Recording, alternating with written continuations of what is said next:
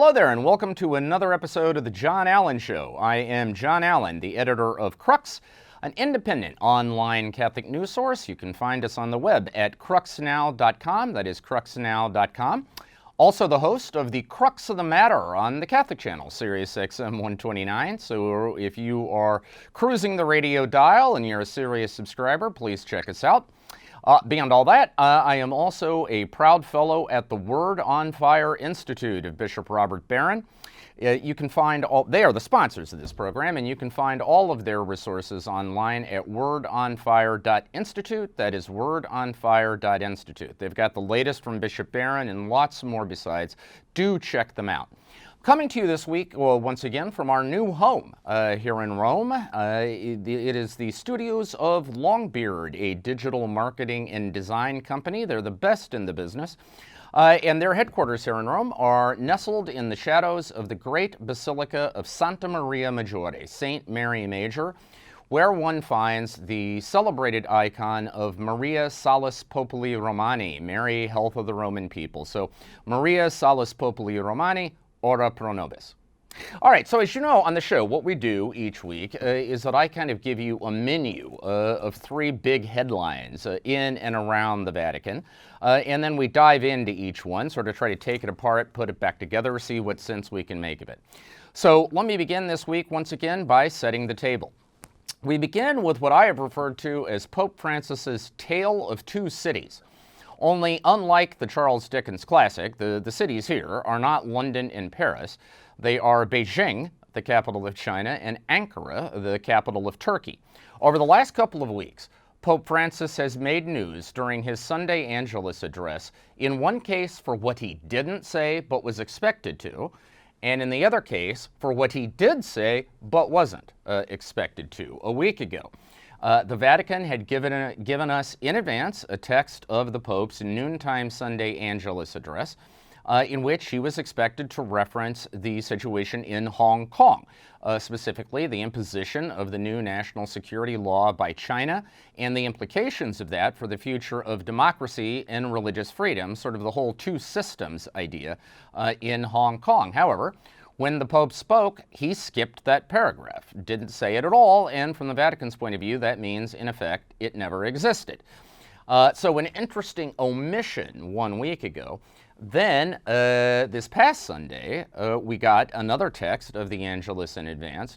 There was no reference whatsoever to the controversy swirling around Hagia Sophia, that's the storied Christian basilica in, well, what was once Constantinople, now is Istanbul, which the Turkish government has announced is going to be returned to the status of a mosque over the objections of the Orthodox Christian minority in Turkey, especially the Patriarchate of Constantinople. As I say, there was nothing in the Pope's draft Angelus address about that, and yet when he spoke, he added a section in which he pronounced himself to be very pained by the decision that Turkey has taken, obviously seen as critical of that decision.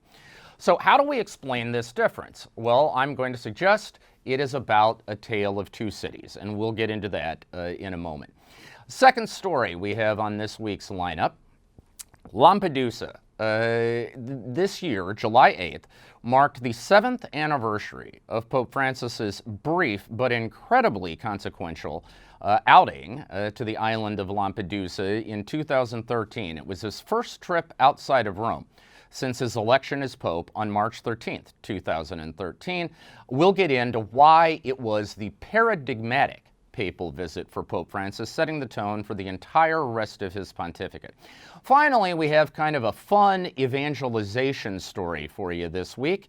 It centers on a 26-year-old Italian priest up in the north of the country named Father Alberto Ravagnani, who recently sort of crossed swords rhetorically with Italy's most famous rapper, with some surprising evangelical consequences. And in a way, this is one of the fruits of the coronavirus quarantine, because this was a priest who was never a YouTuber or an Instagrammer before the lockdown happened, but suddenly found he had a fair facility for it and has become that quintessentially 21st century kind of celebrity. He is a webstar.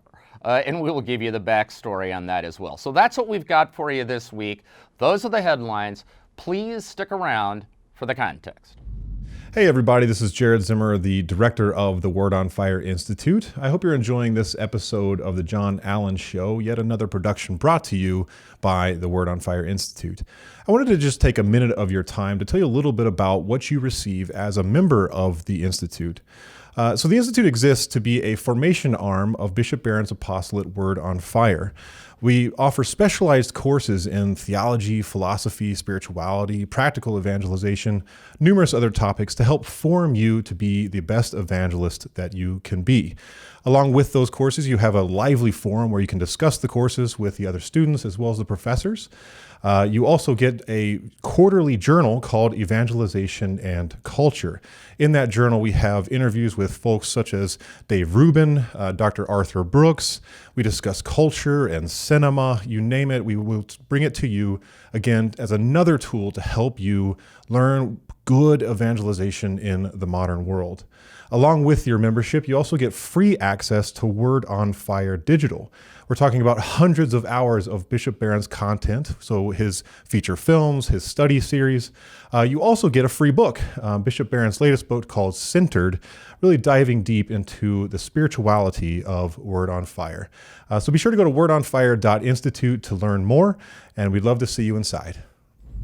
All right, so we begin our context segment with what is undoubtedly the biggest headline in the Vatican over the last week or so, which is Pope Francis's Tale of Two Cities. Just to reset the storyline, a week ago during his Sunday Angelus address, that's the address a pope gives every Sunday at noon when he prays the traditional Angelus prayer, called the Angelus because the first few lines in Latin are Angelus Domini nunciavit Mariae, the angel of the Lord said unto Mary. Last week, the Pope was expected to address the situation in Hong Kong, but he actually skipped the language that he was supposed to use, didn't say a word about it. Then most recently this week, during the Sunday Angelus address, the Pope was not expected to wade into the controversy over Hagia Sophia, the basilica in Istanbul that the Turkish government of President Erdogan has announced is going to be reverted to a mosque.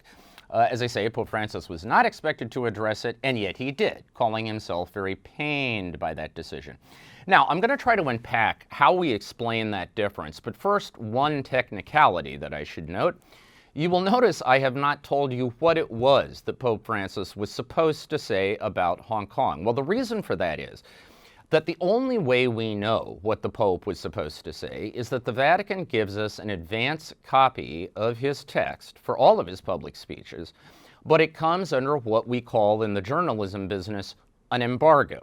That is, we can only use the information under certain conditions. One of those conditions is we can't make reference to anything in that draft until the Pope actually says it.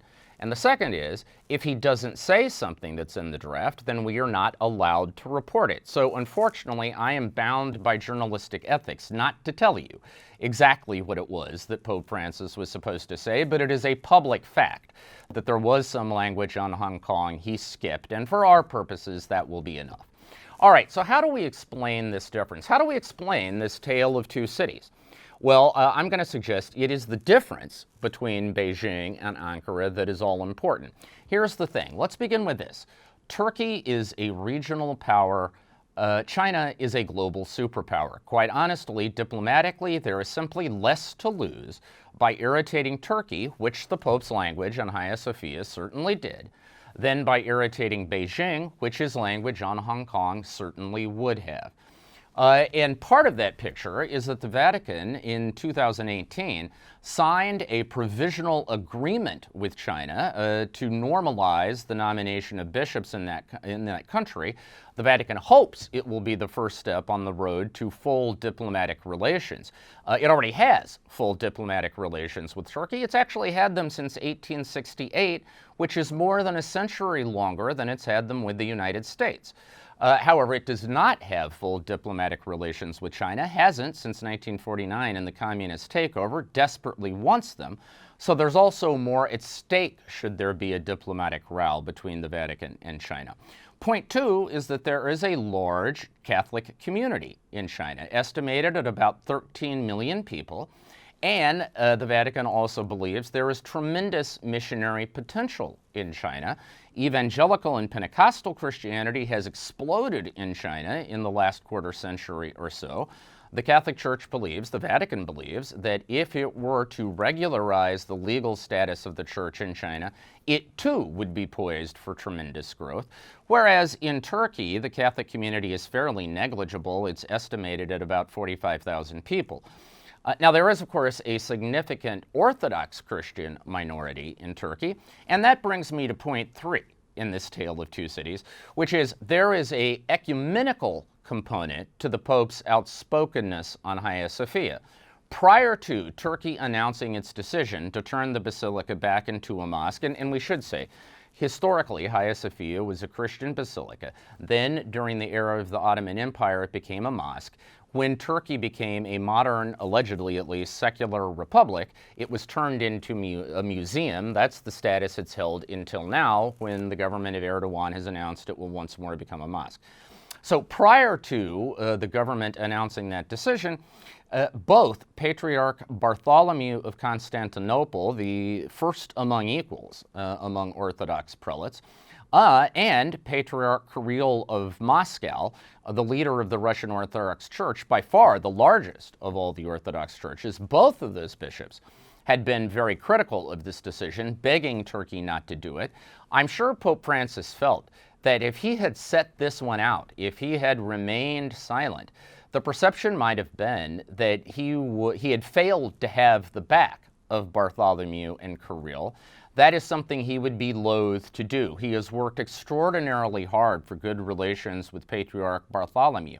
He has traveled with him. He has invited him to major papal events. They've co-authored declarations. And of course, it was Pope Francis who engineered the historic first meeting between a pope and the Russian Orthodox Patriarch, in this case, Patriarch Kirill, in Havana a couple of years ago. So he would not want to appear to be unsupportive of either man, and I'm sure that weighed heavily in this decision as well. You add all that up, I think that's the plot of this tale of two cities. That is, considerations about Beijing, council discretion, Ankara boldness. All right, our second storyline, as I mentioned at the top of the show, Lampedusa. It's an island in the southern Mediterranean. It's actually closer to Tunisia than it is to Italy, but it's Italian territory. It's a major point of arrival for migrants and refugees struggling to get into Europe.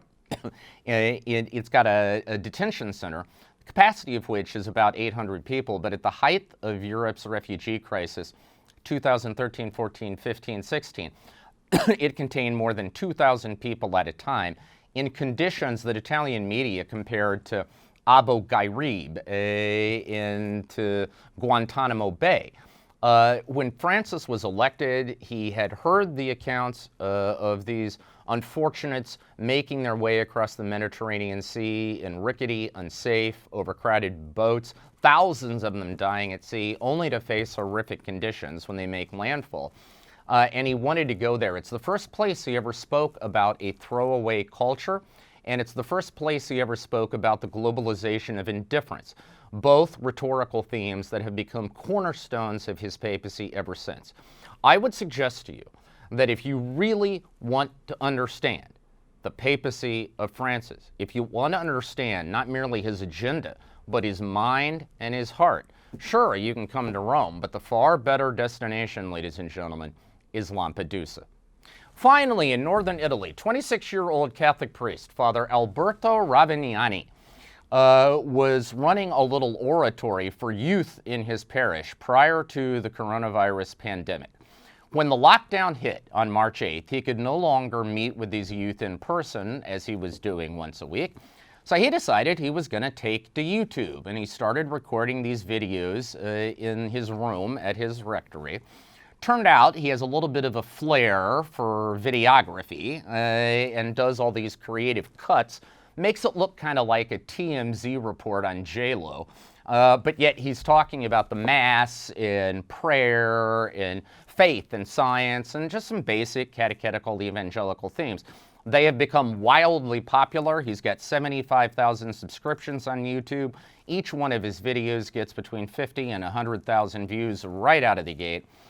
So he's become a kind of mini celebrity in Italy. He's been in magazines and on TV and so on. But he's still a young guy. So recently he was listening to a new track by his favorite rapper, an Italian rapper by the name of Fedez. And in the course of this rap song, Fedez takes a shot at the Catholic Church over its child sexual abuse scandals. I'm not going to bother quoting the exact line because you would have to be Italian to your toes to actually understand it. But just take it from me, it was kind of a poke in the eye at the church for the abuse scandals. So Father Alberto decided to go on Fedez's Instagram page and leave him a note. And basically the gist of this note was, hey, I'm a huge fan, but this thing you said about the church, look, it's true, there are scandals, but there are also so many priests who are doing great work. And he quoted this old witticism, this old saying, that one tree falling makes noise, whereas an entire forest growing does not. And he was encouraging Fedez to open his ears to that forest of good priests who are doing great things that maybe Fedez has never heard about. Father Alberto didn't expect anything. He just felt he needed to get this off his chest. Turns out Fedez wrote back, said, I've seen your videos. I like what you're doing. And said, listen, I know there are lots of great priests, but it's the system I'm mad at. Went on to say a couple of critical things about the Vatican, and the kind of standard stuff you would expect to hear, that it's too rich and too powerful, and then the standard Italian complaint that it's in bed with the mafia. But this opened a kind of dialogue between Father Alberto and this rapper. Father Alberto has actually invited Fedez to come to his oratory once it's possible to move around a little bit more easily. Meet the young people there, hear from them the kinds of experiences they've had of priests. Now, who knows if that's actually going to happen, but it just goes to show you that there are some positives that came out of the lockdowns we all suffered through during the coronavirus pandemic. In this case, we have a creative, bright, articulate, hip young priest who once had a following of about 24 kids, who now has a following in the hundreds of thousands, and who is engaging a fixture in Italian popular culture in a constructive conversation about the Catholic Church. Not bad for a day's work. All right, that's the John Allen Show for this week. Thanks for being with us. We will be here once again in 2 weeks' time. In the meantime, stay safe, stay healthy, stay happy, and we will talk to you again soon.